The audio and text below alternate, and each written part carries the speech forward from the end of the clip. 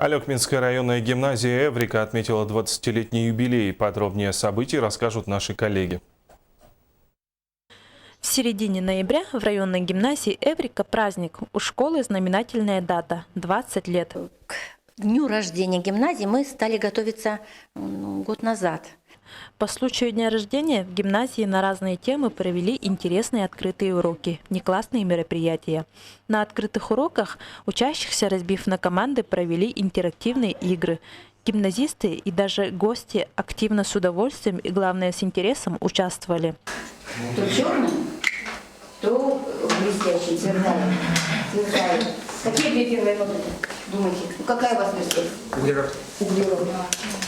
Учителя «Эврики» – мастера своего дела. Они преподают так, чтобы каждый ученик освоил весь пройденный материал.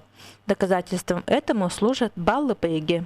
В прошлом году 20 выпускников по результатам итоговой аттестации получили от 80 и более баллов.